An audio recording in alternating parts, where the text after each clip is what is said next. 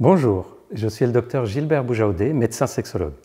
Bienvenue sur la chaîne Charles.co, la première chaîne YouTube dédiée à la santé sexuelle de l'homme. Avant de commencer cette vidéo, n'oubliez pas de vous abonner, d'activer la cloche de notification pour ne rien rater de nos prochaines vidéos.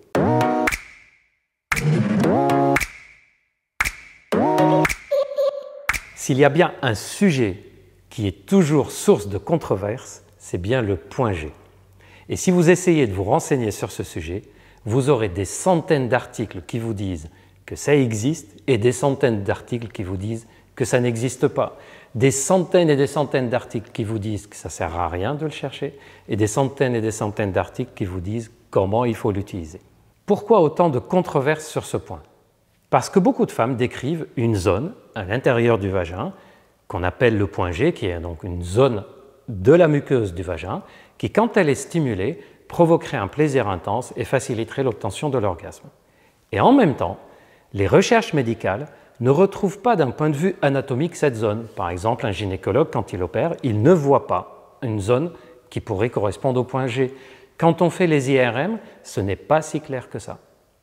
Et pour rajouter à la difficulté concernant ce point G, vous avez des choses paradoxales qui peuvent exister. Par exemple, il y a des femmes qui semblent avoir une innervation très importante de cette zone qu'on peut stimuler et qui pourrait correspondre au point G. Et pourtant, elles disent ne pas avoir du plaisir par pénétration. Et d'autres femmes qui ne semblent pas avoir une innervation très importante et pourtant elles disent j'ai du plaisir par pénétration. Autre paradoxe, chez les femmes qui disent avoir du plaisir et un orgasme en stimulant le point G, quand on étudie les zones cérébrales, on se rend compte que c'est aussi la zone du clitoris qui se déclenche dans la tête et pourtant, ces femmes-là disent non, ce n'est pas le même plaisir que quand je l'obtiens par le clitoris. Comme vous voyez donc, il y a encore beaucoup de zones d'ombre. Ce qu'il faut retenir, c'est qu'il y a une zone à l'intérieur du vagin, et on va en parler, qui pourrait, chez certaines femmes, déclencher un plaisir intense et faciliter la jouissance.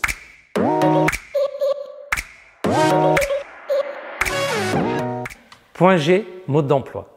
Déjà, où est-ce qu'elle est située cette zone? Il faut savoir que ce n'est pas un point, mais une zone assez large de 1, 2 ou 3 cm selon les personnes. Il faut imaginer qu'une femme est allongée sur le dos. Quand on introduit les doigts dans le vagin, c'est après 3 à 4 cm de l'orifice vers la partie haute. Donc il faut courber un peu les doigts pour aller stimuler cette zone-là.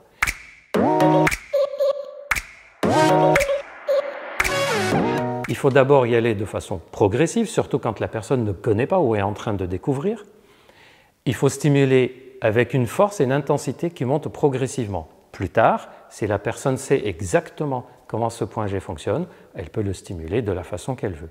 Mais lors des premières fois, quand on cherche à savoir est-ce que j'ai pas le point G, est-ce que je peux m'amuser à aller le chercher ou pas, on y va progressivement et on stimule et on monte en énergie de stimulation de cette zone. En revanche, toujours faire très attention à un point précis. Certaines femmes, le fait d'appuyer fortement et d'aller frotter sur la muqueuse du vagin peuvent ressentir plutôt quelque chose de désagréable qu'agréable. Comme tout en sexualité, c'est très variable d'une personne à une autre. Donc si on est en train de s'amuser à stimuler cette zone G de façon de plus en plus intense et que tout d'un coup la personne ressent qu'il y a une gêne ou une douleur, on doit arrêter. La personne doit le dire et on doit l'écouter. Deuxième remarque, beaucoup de femmes disent que quand elles stimulent cette zone, donc on rentre les doigts, on courbe un peu et au bout de 3-4 cm, on frotte la partie haute du vagin.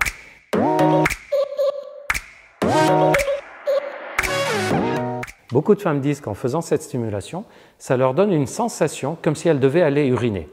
C'est logique, il y a la vessie qui n'est pas loin, il y a aussi l'urètre qui n'est pas loin. D'ailleurs, pour rappel, l'urètre participe à l'orgasme chez l'homme et chez la femme. L'urètre, c'est ce tuyau qui amène l'urine de la vessie à l'extérieur du corps. Chez beaucoup de femmes, ça donne une sensation comme si on devait aller uriner. Je vous rassure, on ne perd jamais les urines simplement parce qu'on stimule une zone dans notre corps sur le plan sexuel et on ne perd jamais les urines simplement parce qu'on est excité sexuellement. Par contre, les sensations peuvent ressembler à une impression qu'on doit aller uriner. Donc si ça vous arrive, vous laissez aller les sensations tranquillement et dans certains cas, le fait d'avoir cette impression qu'on doit aller uriner, et si on laisse aller, en fait on va arriver jusqu'au phénomène qu'on appelle éjaculation féminine ou squirt en anglais. En tout cas, cette sensation qu'on doit uriner n'est pas quelque chose qui peut représenter un obstacle à continuer à stimuler cette zone. En tout cas, maintenant vous savez ce que c'est ce point G, à quoi ça correspond et quelle est la façon la plus simple de le stimuler. Mais attention, c'est quelque chose avec lequel on peut s'amuser bien sûr, on peut explorer et aller chercher si c'est quelque chose qui nous provoque du plaisir ou pas. Mais ne jamais en faire une focalisation, ne jamais en faire une obligation.